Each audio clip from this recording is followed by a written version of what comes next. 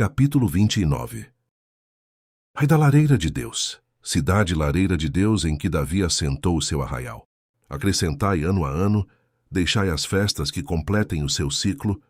Então porei a lareira de Deus em aperto, e haverá pranto e lamentação, e ela será para mim verdadeira lareira de Deus. Acamparei ao derredor de ti, cercar-te-ei com baluartes, e levantarei tranqueiras contra ti. Então, lançada por terra, do chão falarás, e do pó sairá afogada a tua fala. Subirá da terra a tua voz como a de um fantasma. Como um cochicho, a tua fala, desde o pó. Mas a multidão dos teus inimigos será como o pó miúdo, e a multidão dos tiranos, como a palha que voa. Dar-se-á isto de repente num instante. Do Senhor dos Exércitos vem o castigo com trovões, com terremotos, grande estrondo, tufão de vento, tempestade e chamas devoradoras, como sonho e visão. Noturna será a multidão de todas, as nações que hão de pelejar contra a lareira de Deus, como também todos os que pelejarem, contra ela e contra os seus baluartes e a puserem em aperto. Será também como o faminto que sonha que está a comer, mas acordando sente-se vazio, ou como o sequioso que sonha que está a beber, mas acordando sente-se desfalecido e sedento. Assim será toda a multidão das nações que pelejarem contra o monte Sião. A cegueira espiritual e a hipocrisia do povo. Estatelai-vos e ficai estatelados, cegai-vos e permaneceis cegos. Bêbados estão, mas não de vinho. Andam cambaleando, mas não de bebida forte.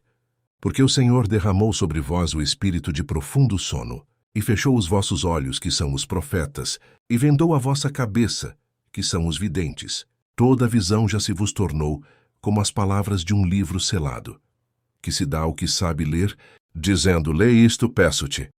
E ele responde, não posso porque está selado. E dá-se o livro ao que não sabe ler, dizendo, lê isto, peço-te. E ele responde, não sei ler. O Senhor disse, visto que este povo se aproxima de mim, e com a sua boca e com os seus lábios me honra, mas o seu coração está longe de mim, e o seu temor para comigo consiste só em mandamentos de homens, que maquinalmente aprendeu, continuarei a fazer obra maravilhosa no meio deste povo. Sim, obra maravilhosa e um portento, de maneira que a sabedoria dos seus sábios perecerá e a prudência dos seus prudentes se esconderá.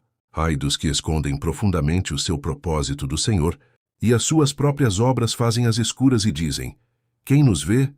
Quem nos conhece? Que perversidade a vossa! Como se o oleiro fosse igual ao barro, e a obra dissesse do seu artífice, ele não me fez. E a coisa feita dissesse do seu oleiro, ele nada sabe. Porventura dentro em pouco não se converterá o Líbano em pomar, e o pomar não será tido por bosque? Naquele dia, os surdos ouvirão as palavras do livro, e os cegos, livres já da escuridão e das trevas, as verão. Os mansos terão regozijo sobre regozijo no Senhor, e os pobres entre os homens se alegrarão no Santo de Israel. Pois o tirano é reduzido a nada, o escarnecedor já não existe, e já se acham eliminados todos os que cogitam da iniquidade, os quais por causa de uma palavra condenam um homem, os que põem armadilhas ao que repreende na porta, e os que sem motivo negam ao justo o seu direito. Portanto, acerca da casa de Jacó, assim diz o Senhor que remiu a Abraão, Jacó já não será envergonhado, nem mais se empalidecerá o seu rosto. Mas quando ele e seus filhos virem a obra das minhas mãos no meio deles, santificarão o meu nome. Sim, santificarão o Santo de Jacó e temerão o Deus de Israel. E os que erram de espírito virão a ter entendimento, e os murmuradores hão de aceitar instrução.